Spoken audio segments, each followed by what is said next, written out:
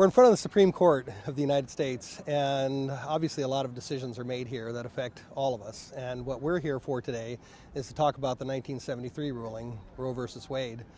How do you feel about that ruling, and how do you think that's impacted your life today? You know, I don't really know if it's really impacted my life.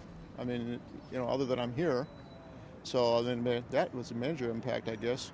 Other than that, I don't really feel it's a big event. Okay, how about you? I'd have to say the same thing. I don't think it had any impact on my life. Okay. Well, if you look at, since 1973, 53 million abortions in America. And we talk about what happens with illegal immigration, and a lot of people say that illegal immigrants have contributed to the society, but they don't pay the taxes after all, right?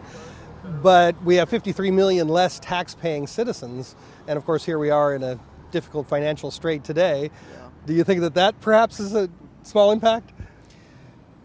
That's a different way of looking at it. No, I still don't think so. It's really sad about the abortions. There's no two ways about it.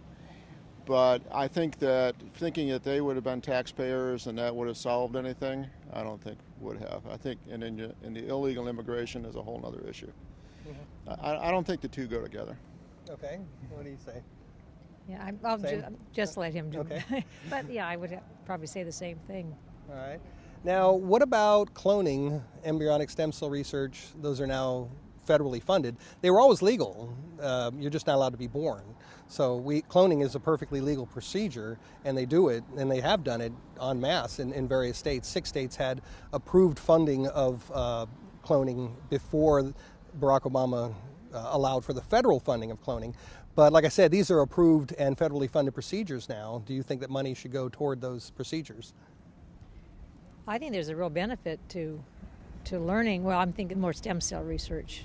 That, I agree with that. Cloning, I'm not so sure about cloning. The stem cell I think is important, and I would agree with federal money for that. Okay. And touchy subject. There you go again. Yeah. I am for stem cell research because I think there is going to be a lot of benefits going to come out of that. Where the stem cells come from is the part that gets shaky. And if they're coming from embryos, and no, I couldn't back that to do that. But it's going to be there. It's going to be here anyway. Like you said, it's already here, and it's definitely going on in other countries. So it's just something we're going to have to address somewhere along the line. Yeah. Well, and you bring that up. That's a very good point. Where they come from. Embryonic stem cell research, of course, comes from human beings that they consider leftover human beings from in vitro fertilization. That's where these resulting or these extra embryos come from, is from these IVF facilities. And people would have to donate them, or they have to be left over in the labs in whatever ways. But there are other methods. There's adult stem cell research, and there's also cord blood research, which has yielded fantastic results. And as a matter of fact, there are 73 plus known cures from those types of research that have saved, I believe, 960 or more people in their various situations, even a person who was paralyzed who was helped with cord blood research. Mm-hmm. Whereas, of course, embryonic stem cell research hasn't helped anyone. Not one single case has helped anyone in any way. But if it were, I think that if we look back at like Nazi Germany, for instance, when they were experimenting on human beings, not a good thing that we take other people to work, right? I mean, we wouldn't want to do anything like that, right?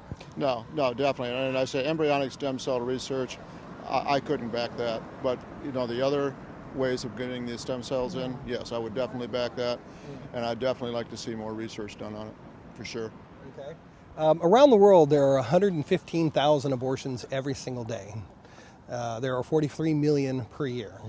It's a staggering number. And looking at that, it's obvious that it's used as birth control. As a matter of fact, in China and India, they have such problems with women don't have the rights to be born. They'll actually have ultrasounds to determine whether or not they have a female. and then they'll kill the woman. And so in China, for instance, there are 15 million men who will never have wives. It's kind of mind-numbing, isn't it? Yes, it is. That's a different country. I mean, it's amazing, I think, in this country that we think that because we can watch something on TV like the Olympics or something like that, and we think, oh, we're all the same.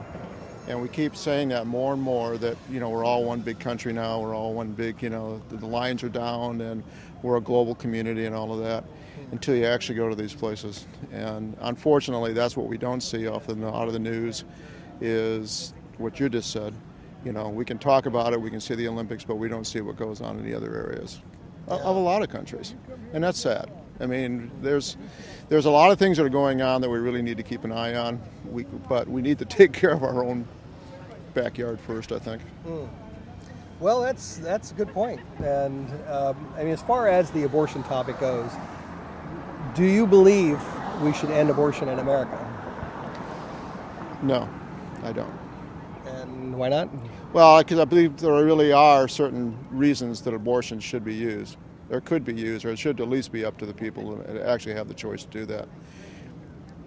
I don't believe it should be something that is done willy-nilly and just like, gee, I had a bad night last night. So, I mean, I think there has to be some thought that goes into that.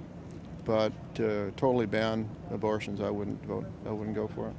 And you agree with that? I agree as far as I would not be in favor of a total ban. And what situations would you want it available for? Well, rape is an obvious one, I think, and well, incest. Yeah, And I think if it's going to be harmful to the mother, then I think at least it ought to be the conversation. You know. Yeah, medical abortion, I think, is that's if there's a medically appropriate reason for the health of the mother, then I'm in favor of it. Well, there have been over 500 doctors that have signed a statement that say that it is never medically necessary to have an abortion. Now, we look at ectopic pregnancies, and that's an obvious situation where the child cannot be born and the mother cannot survive. So that's what we're usually, you know, when we talk about, okay, yeah, there is an example. That is the number one example that is used. But there are procedures. There's relocation, and of course there's the do everything to save both. But then in the end, if all you can do is save the mother, then of course that must be done. And there are over 500 doctors that have signed this statement saying there's never a medical necessity for a woman to have an abortion, because the doctor's pursuit should always be to save both the mother and the child. But outside of that, as far as rape and incest go, do we acknowledge that what's in the womb of the mother is a human being? You have to. I believe yes, you do. You are going to end up killing a human being. When you take a look at it like that, I believe that's the only way you can do it. Yes, you are murdering somebody. And I mean, it's found if. I mean, I think the laws, certain states I know uphold that. If a mother, while pregnant, is killed, then I think in a lot of places, in a lot of states, it's looked upon as that's a double murder. It's a double homicide.